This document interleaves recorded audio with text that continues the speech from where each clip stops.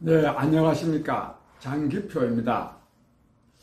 제가 며칠 전에 김동길 선생님을 찾아뵀습니다. 김동길 선생님은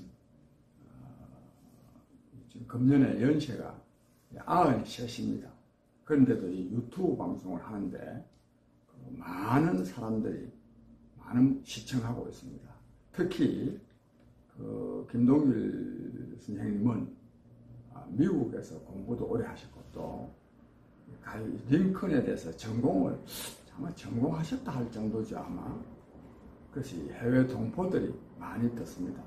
저도 김동길 선생님의 유튜브 방송을 많이 듣는데 오늘 아침에 제가 들은 거는 목적이 정당하다고 해서 수단은 어떤 수단을 강구해도 된다. 이런 생각은 아주 옳지 않다. 이런 말씀을 하시면서 문재인 정권의 국정 운영이 목적이 정당하면 수단은 어떤 수단을 강구하더라도 상관없는 거 아니냐. 이런 생각을 하는 것은 옳지 않다. 이런 말씀을 하시는데 저도 전적으로 공감합니다.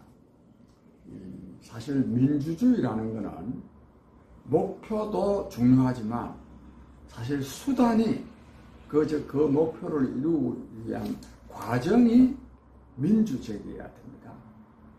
그러니까 이 목적과 이 수단이 어느 것이 중요하다고 말할 수가 없을 정도로 둘 다 중요합니다.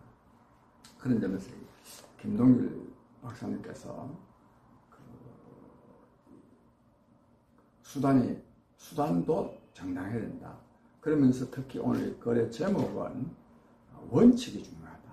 이런 말씀 하시는데, 그거는 연세가 93이나 되는데도 저희 얼마 전에 뵀는데, 글을 너무 많이 썼어서 그런지, 오른쪽 손이 좀 불편할 뿐이지, 좀 그러시기도 하고, 특히 말씀은 젊은 사람 이상으로 분명하게 하셔서 저는 뵐 때마다 많은 가르침을 받고 있습니다. 또 가르침뿐만 아니라 이 어른이 제 후배가 있는데 김병곤이라고 있습니다. 김병곤이 우리 김해 한림면 우리 동네 후배인데 김병곤이하고 김동길 선생님 민청학년 사건 때 안양교도소죠 아마 징역을 같이 살아가지고 김병곤이는 우리 동네 후배니까 당연히 저를 좋아하죠. 그래서 김병곤이가 굉장히 우리 장 선생을 존경하고 좋아하더라고 하면서 그것 때문에도 더 김동길 선생님이 저를 굉장히 예뻐해 주셔서 그것도 저한테 대해서도 기대의 말씀도 하시고 그래서 저한테는 엄청난 격려가 되고 있습니다. 하여튼 그런 말씀이 원칙을 강조하셨는데 또 당신께서 원칙을 고수하면서 사시기 때문에 연세가 90이 넘었음에도 불구하고 건강하게 특히 정신연령은 젊은이 이상입니다.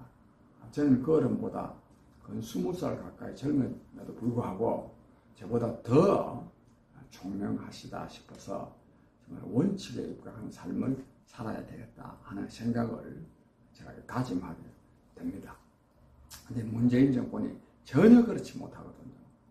그래서 저는 오늘 아침에 많은 가르침을 받았습니다. 여러분들께서도. 근데 또 김동길 선생님은 저는 그 어른을 한마디로 평한다면 대자유인입니다. 한 데서 걸림이 없습니다. 정말 부럽습니다. 정말 나도 나이 들어서 저런 생각을 가질 수 있다면 얼마나 좋을까 할 정도로 부럽고, 그 다음에 제가 이 어른은요, 문재인 정권 당연히 싫어하죠. 그럼에도 불구하고 보통 여기 많은 사람들이 문재인 대통령 또 이 정부에 대해서 적개심을 표현하는 경우가 많이 있는데 김동길 선생은 전혀 그렇지 않습니다. 비판은 하되 막 정오하는 그런 말씀을 하시지 않습니다. 나는 그것도 참, 정말 연세가 되고 저러니까,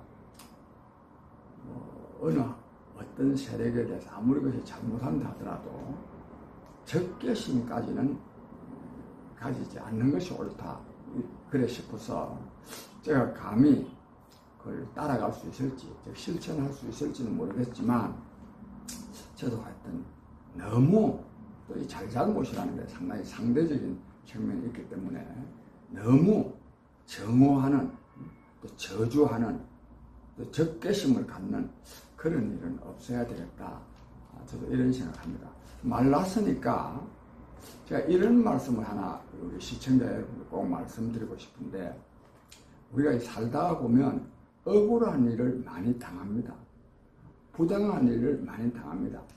그 억울함을 반드시 내가 해소해야 되겠다, 갚아야 되겠다, 저는 이런 생각을 하면 안 된다고 생각합니다.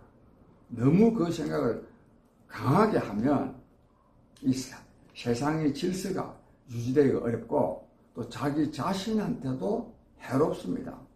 사실 내가 억울하다고 하는 것이 내 주관적으로 억울한 것이지, 객관적으로 그것이 반드시 내가 부당한 취급을 받아서 억울한지 그건 의문인 점이 있습니다. 그래서 때로는 우리는 물론 불의를 보고 분노하고 그것을 척결하기 위해서 투쟁도 해야 되지만, 그게 너무 집착을 하는 것은 저는 옳지 않다, 이런 생각을 하는데, 이런 점에서도 저는 김동길 선생님한테서부터 배우는 게 대단히 많습니다. 그 다음에 엊그저께 한 3, 4일 됐죠. 인천에서 두 아이 형제가 아마 라면을 끓여 먹다가 불이 나가지고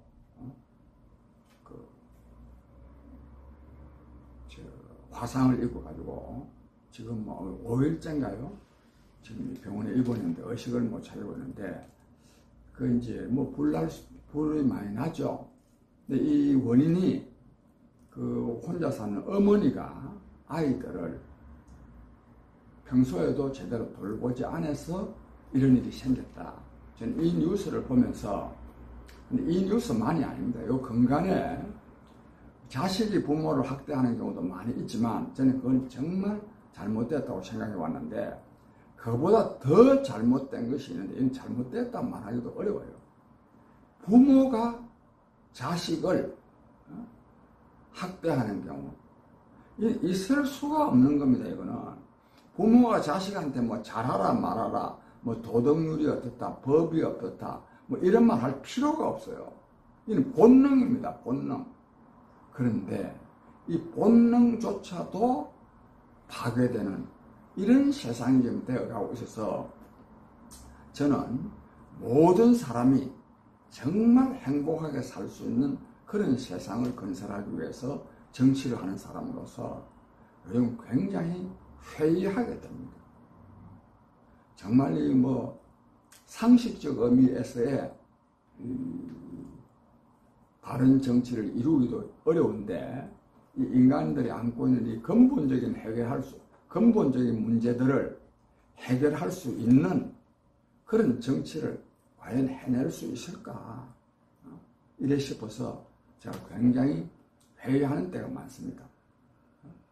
그리고 또 이제 요즘 은필층, 이른바 문재인 정권이 민주 세력이 집권했는데, 문재인 정권 이전부터도 민주화운동을 해온 사람들이 집권해서 나은 게 뭐였느냐, 집권해서 나은 게 뭐였느냐, 이전에 민주화운동 한 사람들이 도대체 뭐가 보통 사람보다 나았냐, 제가 볼 때도 나은 것도 별로 없는 경우가 굉장히 많습니다.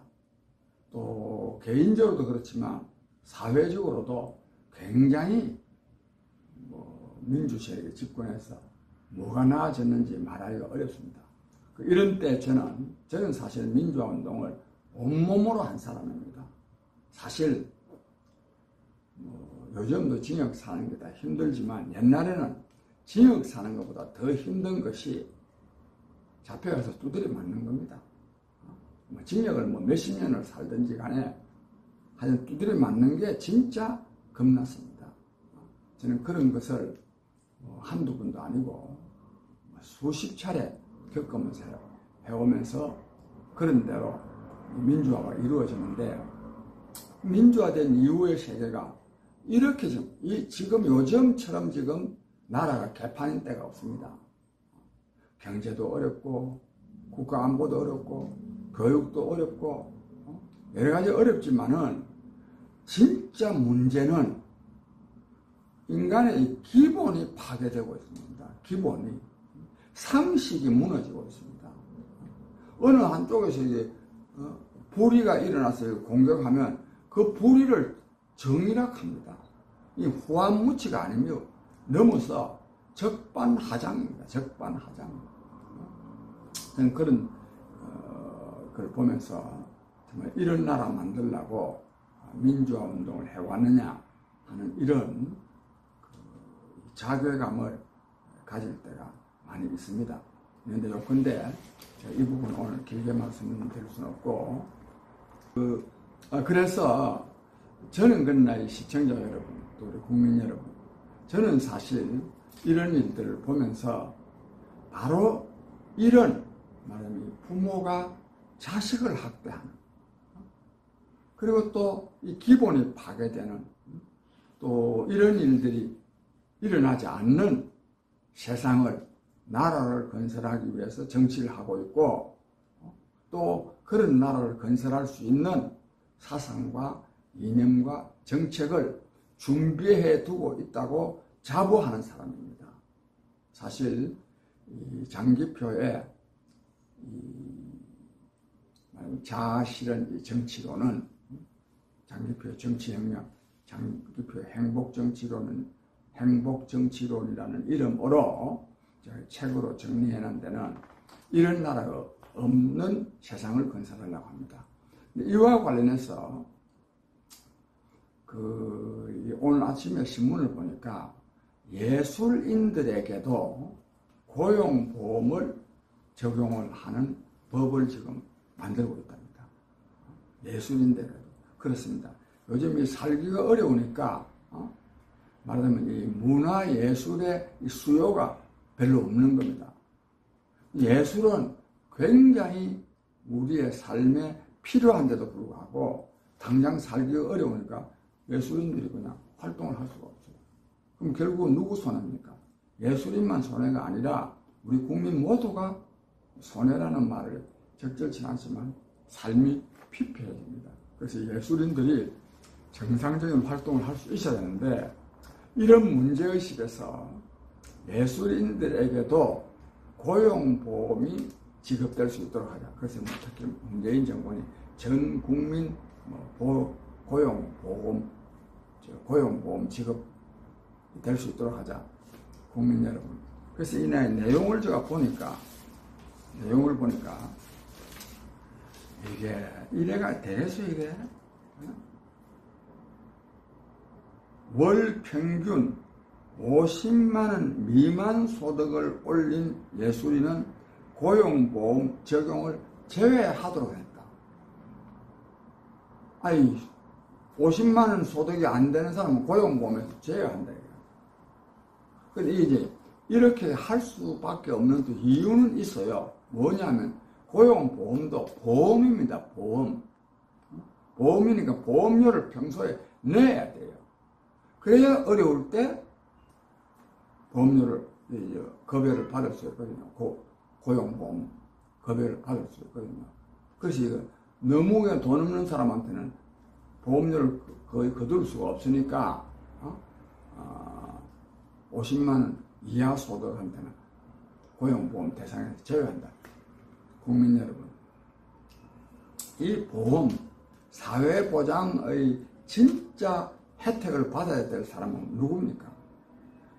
한 달에 50만원도 소득이 안 되는 그 사람들이 받아야 되는 거 아닙니까?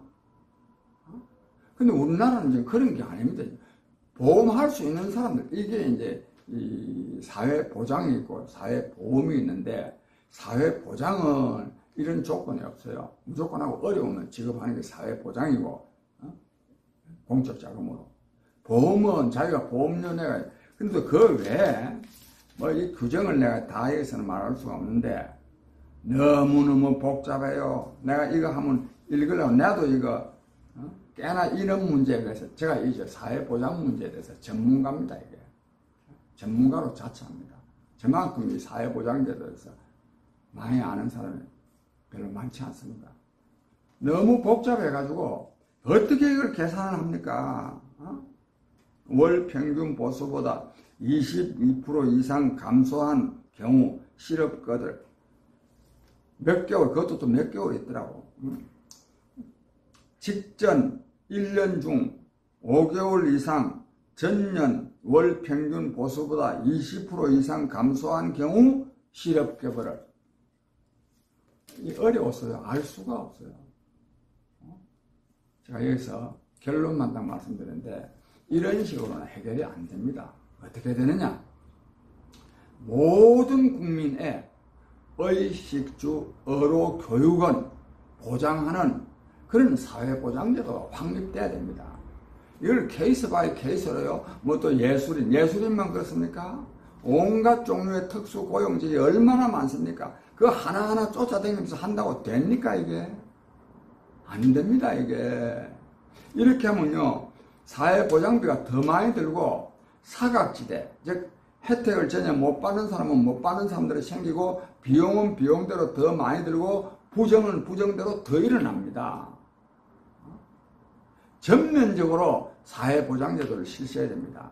그래 해야 앞서 말씀드린 대로 5살이고 7살이고 그런 것 같대요.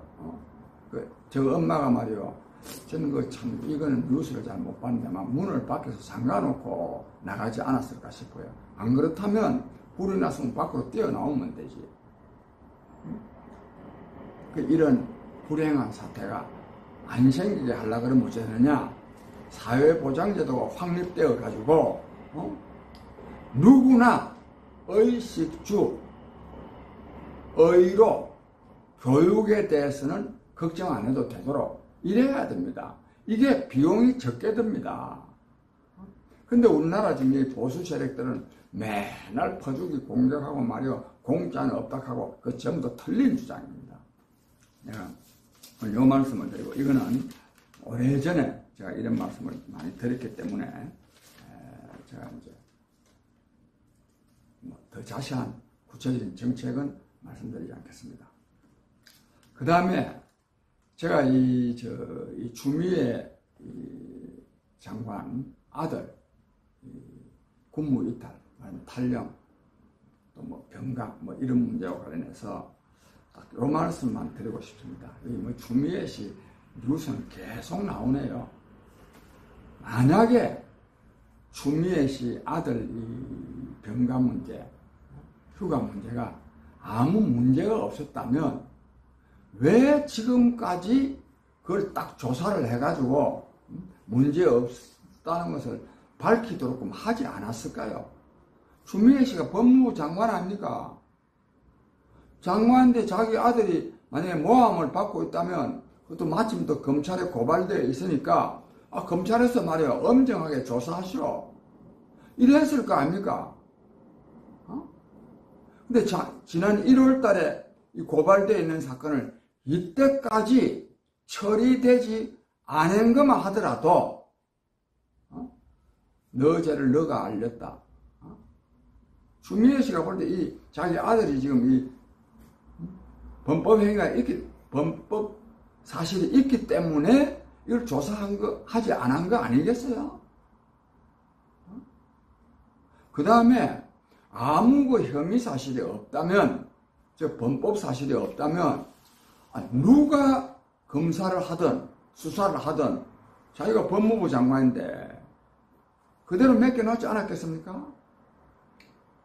근데 서울 동부 지방검찰청에 지금 고발되어 있다는데 검사장, 주미애 씨 아들 사건 조사하던 형사부장 전부 다 좌천돼가지고 지방으로 쫓겨갔습니다. 그리고 지금 이 지방 동부지검장 된 사람은 누구냐 하면 대검찰청 형사부장 때 추미애 씨 사건 관련해가지고 이 압수수색 하는 거를 압수수색 못하게 막았던 사람이, 즉 대검 형사부장, 압수수색을 못하게 기각한 사람이 지금 동부지검장으로 가 있습니다. 그 다음에 그 동부지검의 형사부장이 이제 이 사건 주의하거든요. 그 사람은요, 뭐 이성윤인가?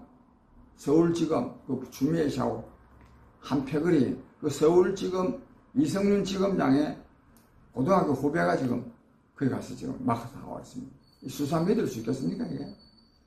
만약에 아무 혐의가 없다면, 즉, 이 범법 사실이 없다면, 이때까지 이 사건을, 내가 법무부 장관이 아무리 뭐 사건에 개입하면 안 된다 그러지만, 빨리 수사하도록 하지 않았겠어요? 그 다음에 또 아무 문제가 없다면, 자기 남편한테 뭐 물어볼 행편이 안 돼서 뭐 안 물어봤다. 그런 말 하겠습니까? 이미 추미애 장관이 하는 행태를 보면 이 아들은 문제가 있는 거예요, 이게. 범법 사실이 있는 겁니다, 이게. 그런데도 이게 아마 지금 검찰이 조사하는 거 보면 혐의 없음으로 아마 결론을 내리려고 하는 것 같아요. 저는 사실 야당이, 저도 마찬가지입니다. 저도 또 야당의 일원이고 이것도 하고, 또 저는 뭐 그렇다고 해서